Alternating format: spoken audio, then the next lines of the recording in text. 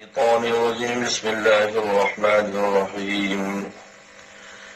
الذين يأكلون الربا لا يقومون إلا كما يقوم الذي يتخبطه الشيطان من المس، ذلك بأنهم قالوا إنما البيع مثل الربا وحل الله البيع وحرم الربا، فمن جاءه موعظة من ربه فانتهى فله ما سلف وأمره إلى الله ومن عاد فأولئك أصحاب النار هم فيها خالدون.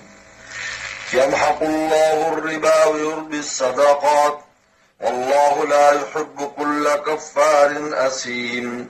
إن الذين آمنوا وعملوا الصالحات وأقاموا الصلاة وآتوا الزكاة لهم أجرهم عند ربهم ولا خوف عليهم ولا هم يحزنون. يا أيها الذين آمنوا اتقوا الله وذروا ما بقي من الربا إن كنتم مؤمنين، فإن لم تفعلوا فأذنوا بحرب من الله ورسوله وإن تبتم فلكم رؤوس أموالكم لا تظلمون ولا تظلمون، وإن كان ذو عسرة فنظرة إلى ميسرة وأن تصدقوا خير لكم إن كنتم تعلمون. واتقوا يوما ترجعون فيه إلى الله ثم توفى كل نفس ما كسبت وهم لا يظلمون. صدق اللہ مولانا العظیم. اللہ تعالیٰ نے صدقات کے بعد بالکل اس کی ضد ربا اور سود کو بیان کیا ہے، کیونکہ یہ قاعدہ ہے وَبِضِدِّهَا تَتَبَيَّنُ الْأَشْيَاءُ، ضد کی وجہ سے اشیاء اور واضح ہو جاتی ہے. کسی کے حسن کا حقیقی ادراک تب ہوتا ہے جب بدصورت شے سامنے آئے. جب ردی چیز سامنے آتی ہے تو کھری چیز کی قیمت لگتی ہے. جب ربا کی مذمت اور ربا کی خرابی سامنے آئے گی تو پھر صدقات کے منافع سامنے آئیں گے کہ یہ کتنی بلند و بالا چیز ہے. اور یہ بالکل ضد ہے. صدقات میں غریب پروری، انسانی ہمدردی، صلہ رحمی، خیر ہی خیر اس میں. اور ربا اور سود بالکل اس کے مقابلے پر غریب کا خون نچوڑنا ہے، قطع رحمی کرنا ہے، ظلم کرنا ہے. اس لیے اللہ تعالیٰ نے صدقات کے بعد ربا کو ذکر کیا ہے. ربا اور سود دو طرح کا ہوتا ہے. ایک کہتے ہیں ربا نسیہ، ادھار کا سود. یہ زیادہ رائج تھا اس زمانے میں اور آج بھی یہی زیادہ رائج ہے کہ قرض دے کر اس پر نفع لینا بغیر کسی وجہ کے، بغیر کسی مقابل کے نفع لینا. اور جب وہ اپنے وقت پر قرض نہ دے سکے تو ربا کو بھی اصل میں ملا کر پھر اس پر سود لگانا، جس کو مارک اپ کہتے ہیں. آج کل مارک اپ، بینکوں والے مارک اپ کہتے ہیں کہ مارک اپ ہے. تو چنانچہ وہ تھوڑا سی جو رقم اصل ہوتی ہے قرض، وہ تو کہیں گمی ہو جاتی ہے اور سود اس کا کہیں زیادہ ہو جاتا ہے. یہ ربا نسیہ ہے. قرآن مجید نے زیادہ تر اس کو بیان کیا ہے، لیکن قرآن مجید کی جو آیات کا عموم ہے وہ سب کو شامل ہے. دوسرا ربا الفضل ہے. ربا الفضل ہے کہ ایک چیز ایک ہی جنس ہو اور کمی زیادتی سے دی جائے. ایک بوری گندم دی جائے، اس کے بدلے میں 2 بوری گندم دی جائے. ایک بوری چاول دی جائے، دوسری چاول، جیسے ایک کچی باسمتی ہے، یعنی وہ سیلا ہے، کچی باسمتی کی بوری دے کر وہ 2 بوری دی جائے. یہ ربا الفضل، یہ بھی حرام ہے. ہم جنس کو جنس کے وہاں پر بیچنا یہ بھی حرام ہے. چنانچہ پیغمبر صلی اللہ علیہ وسلم نے جب خیبر فتح کیا تو خیبر کی کھجوریں لائی گئیں. اس میں جنیب ایک کھجور تھی، وہ بہت بڑی کھجور تھی. رسول اللہ نے پوچھا کہ یہ کھجور تم کس طرح بیچتے ہو؟ اس نے کہا اس کا ایک سا جو ہے جنیب کا، اس کے بدلے میں دوسری کھجور کے 2 سا لیتے ہیں، اور تو پیغمبر سے فرمایا کہ نہیں ایسا نہ کرو، قیمت کے ساتھ خریدو جنیب کو، پھر اس قیمت میں سے دوسری جتنی بھی آ جائے پھر وہ قیمت سے بیچ میں قیمت کو ڈالو، پھر راست معاملہ نہ کرو، کیونکہ کھجور ایک جنس ہے، اعلی ادنا ہونے کو نہیں دیکھا جاتا، جنس دیکھی جاتی، یہ ربا فضل کہلاتا ہے، یہ بھی حرام ہے۔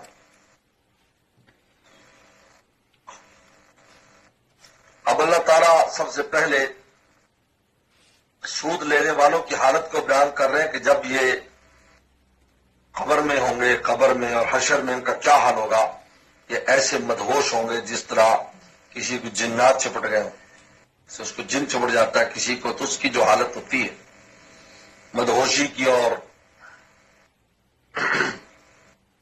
خپتی بن جاتا ہے، مدہوش ہو جاتا ہے اور پاگل پن آ جاتا ہے، اس طرح پاگل پن کے کھڑے ہوں گے۔ لیکن دنیا میں بھی یہ پاگل تھے، تم نے حلال حرام کو مکس کر دیا، بلکہ اس حرام کے اوپر دلائل بھی دیے، اور دلائل یہ دی انما البیع مثل الربا، یہ خرید و فروخت بھی تو اسی طرح ہے۔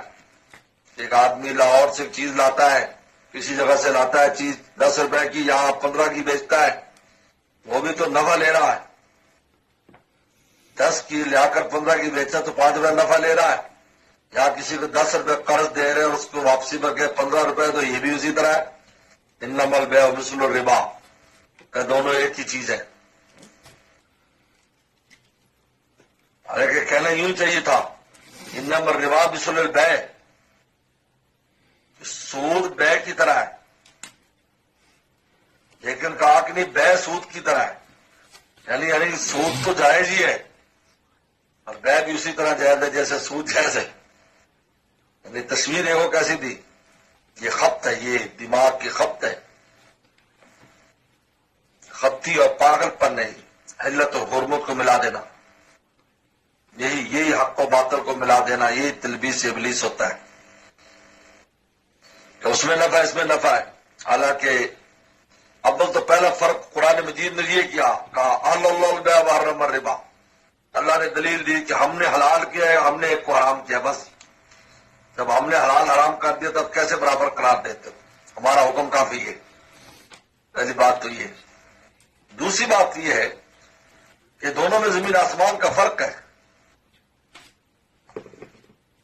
ربا میں تو پیسے دیے اور پیسے پر پیسہ لیا، اب پیسے کہ آپ نے کسی کو 100 روپے دیے اور اس پر 110 روپے لیتا ہے، تو 100 کے مقابلے پر 10 کس چیز کے مقابلے پر ہے؟ 10 اس لیے کہ اس نے 6 مہینے کے بعد مجھے دیے ہیں یا 3 مہینے کے بعد، یہ مدت تو کوئی ایسی چیز نہیں ہے جس کا وجود ہو، جس کا عوض بنتا ہو۔ عوض جو بھی دیا جاتا ہے وہ کسی شے کا وجود کا دیا جاتا ہے، وجود تو ہے ہی نہیں، یہاں کس چیز کا وجود ہے؟ تو کوئی یہ مدت تو کوئی وجود نہیں رکھتی، اور یہاں پر آپ نے 100 روپے کی چیز لائے اور اگلے کو 110 کی دی، تو وہ آپ جو 110 کی دے رہے ہیں تو آپ پوری چیز اس کے مقابلے پر جا رہی ہے، ایک دوسری شے جا رہی ہے۔ اور پھر بیع و شراء میں رغبت اور ضرورت سامنے رکھی جاتی ہے۔ ایک آدمی کو چیز کی ضرورت ہے کہ یار یہ میری ضرورت کی چیز ہے اور یہ میں ہو جائے تو میرا کام بن جائے گا، تو اس کو مہنگی خریدنے پر بھی تیار ہے کیونکہ اس کو کام بنتا ہے اس کا، ورنہ اس کا کام رکا ہوا ہے، وہ پھنسا ہوا ہے۔ چھوٹی سی چیز ہے، چاہے مثلا گاڑی کا کوئی چھوٹا سا پارٹ ہے جس کی وجہ سے گاڑی اس کی راستے میں کھڑی ہے، وہ چھوٹا سا پارٹ مل جائے، کوئی بات نہیں، آپ تو مہنگی بھی دو کوئی بات نہیں، کیونکہ میرا کام ہو جائے گا، وہ کام اہم ہے، وہ سفر کر رہا ہے، ٹھیک ہے۔ اسی طریقے پر رغبت ہے، ویسے بیچنے والا وہ چاہتا ہے کہ بھائی اس طرح یار یہ میری چیز بک جائے، وہ کم نفع لے کے بھی دے دیتا ہے، جیسے شام کو فروٹ اور سبزی والے کرتے ہیں، گوشت والے کرتے ہیں، چلو تھوڑے پیسے دے لے جاؤ بھائی۔ تو رغبت اور ضرورت پر بے و شرا ہے، لیکن سود کے اندر یہ چیز کہاں ہے؟ بات تو ضرورت مند نے آپ کسی سے پیسے لیے اور کہا کہ بھائی اس کے اوپر تم نے اتنے زائد پیسے دینے ہیں، یہاں پر اس کو ضرورت تو 100 روپے کی تھی اور وہ بیچارہ دے زیادہ رہا ہے۔ یہاں تو ایسی کوئی چیز نہیں ہے نا جہاں کوئی رغبت اور ضرورت کا معاملہ آتا ہو۔ بے و شرا میں کبھی بیچنے والے کی رغبت، کبھی خریدنے والے کی رغبت، کبھی ضرورت، بہت کھلا معاملہ ہے۔ اور پھر وہاں پر جو پیسے دیے جاتے ہیں بے میں، وہ پوری چیز کے مقابلے پر ہوتے ہیں۔ اس نے ایک چیز آپ کو پیش کی، انہوں نے کہا جی یہ 110 کی ہے، تو وہ 110 اس پوری چیز کے مقابلے پر ہوں گے جو آپ نے خریدی ہے۔ لیکن یہاں جو 110 100 پر لے رہا ہے تو 100 پر مقابلے تو 10 کی شے کے مقابلے پر، اس لیے اس کو جو ہے بلا عوض، اس کو زیادتی بلا عوض کہتے ہیں ربا میں۔ ربا میں جو زیادتی ہوتی ہے، جو زائد پیسے، اس کا کوئی عوض نہیں ہوتا جس کے بدلے میں وہ لے رہا ہو۔ اس لیے تو انہوں نے اس کو خلط کر دیا۔ جب خلط کر دیا تو سزا بھی ویسے کہ دنیا میں حرص اور لالچ کی وجہ سے ان کی آنکھوں پر ایسی پٹی بندھی کہ انہوں نے سود، بے شرا، ساری چیزوں کو ایک قرار دے دیا۔ جس طرح خپتی انسان ہوتا ہے تو اس کی سزا بھی وہی ہے کہ قبر میں بھی خپتی اٹھیں گے اور قیامت کے دن بھی خپتی ہوں گے، پاگل پھرنے ہوں گے لوگ، یہ سود خور ہے، پاگل پن ان کے اوپر ہوگا۔ الذین یاکلون ربا، وہ لوگ جو سود کھاتے ہیں، لا یقومون، وہ کھڑے نہیں ہوں گے قبروں سے کھڑے نہیں ہوں گے، الا کما یقوم الذی یتخبطہ الشیطان من المس، مگر اس آدمی کی طرح جس کو شیطان لپٹ کر خپتی بنا دے، من المس، شیطان سے بڑا جنات ہے، جنات چبڑ جاتے تو پاگل ہو جاتا ہے۔ اور یہ کیوں اللہ نے سزا دی؟ بأنہم قالوا انما البیع مثل الربا، وہ کہتے ہیں کہ بے ربا کی طرح ہے، یعنی ربا حلال ہے تو بے بھی حلال ہے، لیکن یوں کہ ربا یعنی بے حلال ہے تو ربا بھی حلال ہے، یوں کہنا چاہیے۔ وہ کہتے نہیں بے حلال ہے کیونکہ ربا بھی حلال ہے۔ اللہ فرماتے ہیں اللہ البیع حرم الربا، دونوں میں بڑا فرق ہے، ایک کو ہم نے حلال قرار دیا، ایک کو حرام قرار دیا۔ لہذا فمن جاء موعظۃ من ربی، اور جس کے پاس اس کے رب کی نصیحت آ جائے، فنتہا رک جائے، فلہ ما سلف، تو وہ اس کے لیے جو گزر گیا وہ اس کے لیے، پہلے سود لیتا تھا توبہ کر دی، اس کو واپس کرنے کی ضرورت نہیں ہے۔ فامرؤ الی اللہ، اور اب اس کا معاملہ اللہ کی طرف، یعنی آیات کے اترنے کے بعد تو پہلے جن نے سود کے معاملات ان کے لیے دنیا میں نہیں، اب مراد نہیں ہے، اب تو حرام ہی حرام ہے، اب اگر کوئی لے گا تو واپس کرے۔ وہ جو اس وقت جب یہ آیات اتری اور حالات اس سے پہلے جس نے کوئی کام کیا وہ فلہ ما سلف، فامرؤ الی اللہ، تو معاملہ اللہ کے پاس ہے، اس کے دل کی نیت دیکھی جائے گی، اب باطنی معاملہ اس نے توبہ کس طرح کی ہے۔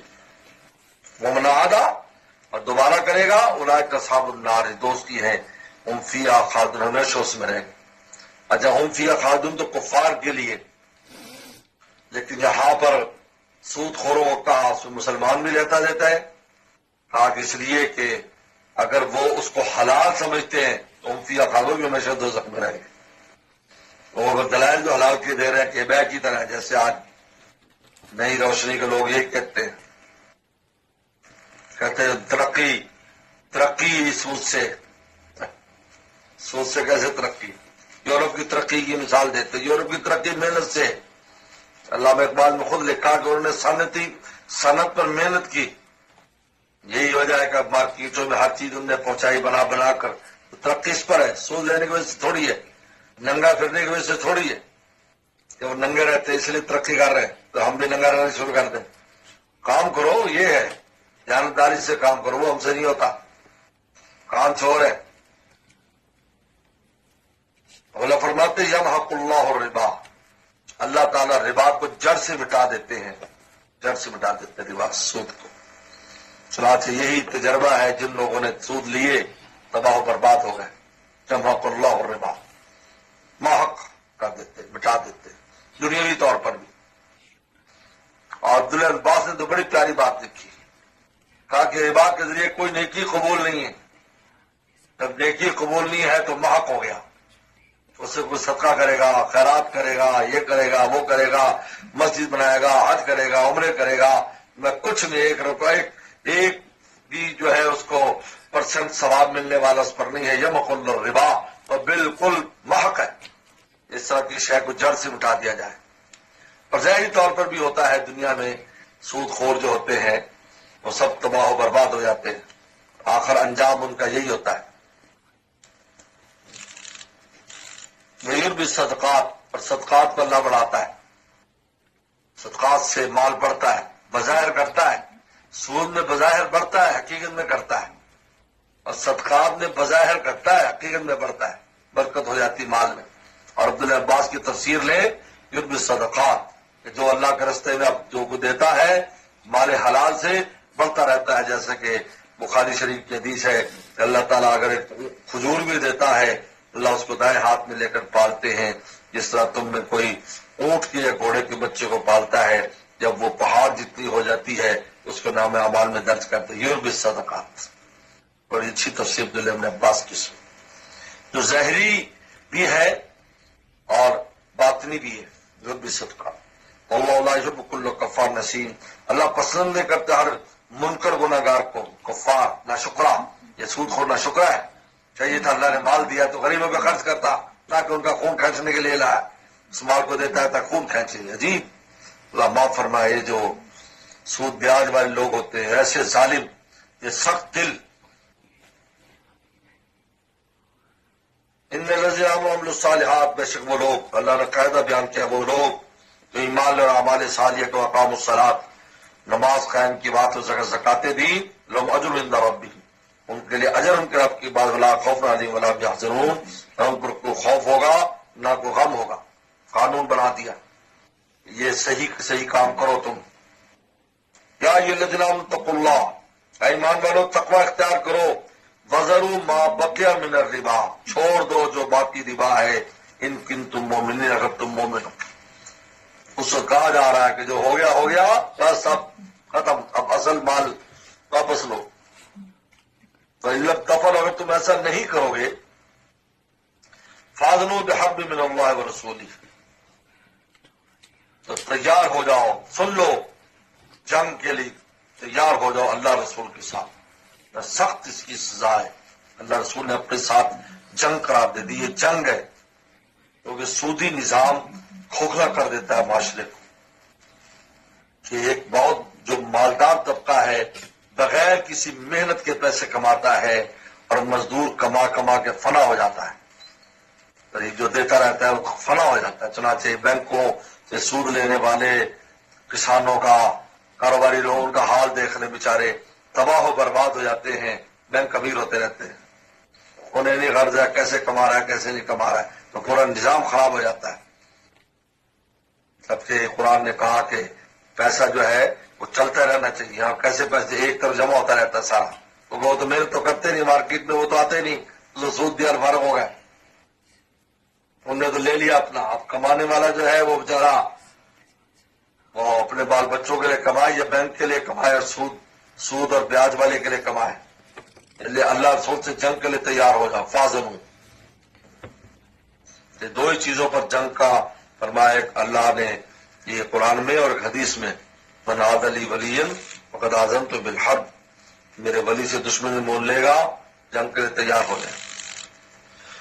وَإِن تُبْتُمْ، اگر تم توبہ کر لو، فَلَكُمْ رُءُوسُ أَمْوَالِكُمْ، تو تمہارے لیے راس المال ہے، تو تمہارا راس المال ہے وہ واپس لے لو تم سے بس.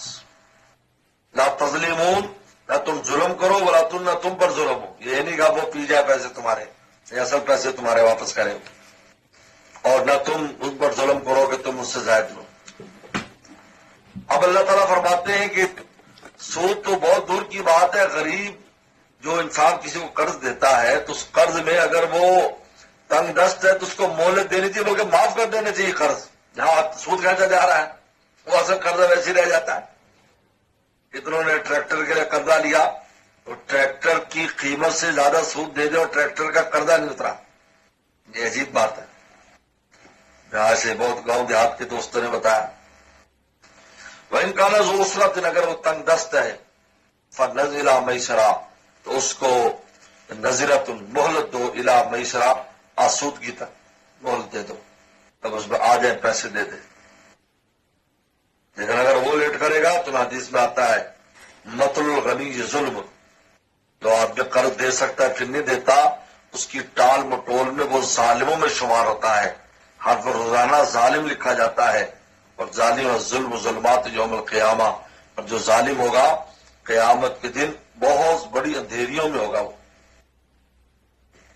یہ سستی کرتے قرض دینے میں ہے، پھر کہتے اچھا جی اچھا کل دیں گے، پرسوں دیں گے، اچھا جی اچھا جی اچھا جی اچھا جی. بہت خطرناک چیز ہے. ظالم لکھا جاتا ہے، مطلب غنی ظلم حدیث شریف میں آتا ہے. یہ لیکن اگر تنگ دست ہے فنز الی میسرہ، میسرہ تک اس کو فرصت دے دو، اور ہے تو دو. اس لیے قرض کی ادا کرنے کا گر یہی حدیث شریف میں آتا ہے، اللہ نے اپنے ذمے واجب کر دیا ہے قرض دار کی مدد. اگر وہ قرض ادا کرنا چاہے، یہ بھی لفظ ہے، اس کی نیت پختہ ہونی چاہیے. ون تصدق ہو کہ تم صدقہ کر دو، یعنی اس کو قرض معاف کر دو جو غریب ہے نہیں دے سکتا. خیر لکم، تمہارے لیے بہتر ان کنتم تعلمون، اگر تمہیں علم ہو. واتقوا یوما، ڈرو اس دن سے ترجعون فیہ الی اللہ، جس دن تم اللہ تک لوٹائے جاؤ گے. اس دن کا بھی تو سوچو نا، آگے بھی تو جانا ہے. ثم توفی کل نفس ما کسبت، پھر ہر ایک کو پورا دیا جائے گا، ہر جان کو جو اس نے کمایا. وہم لا یظلمون، اور ان کے اوپر ذرا بھی ظلم نہیں کیا جائے گا. جو دنیا میں لے کر گئے ہر شے اچھی ہے اس کا پورا بدلہ دیا جائے گا، اگر بری ہے تو اس کی سزا ملے گی. بدلے میں 1 سے لے کر 700 تک ملے گا نیکی پر، اور برائی میں ایک برائی پر 1 کی سزا ملے گی. وہم لا یظلمون، ان پر کسی قسم کا کوئی ظلم نہیں کیا جائے گا. تو اللہ تعالیٰ نے صدقات کے عمل پر سود کو بیان کر بعد اس کی پوری تفصیلات ہے احادیث مبارکہ میں، اور پھر ائمہ مجتہدین نے اس کے آگے تفصیلات کو بیان کیا ہے. اور ربا اور سود کا ایک پورا جو ہے وہ باب ہے. لہذا ربا نسیہ ہو یا ربا فضل ہو، قرآن مجید نے جو ہے کہ اس آیات کے عموم میں سب دونوں کی حرمت داخل. صدق اللہ العظیم.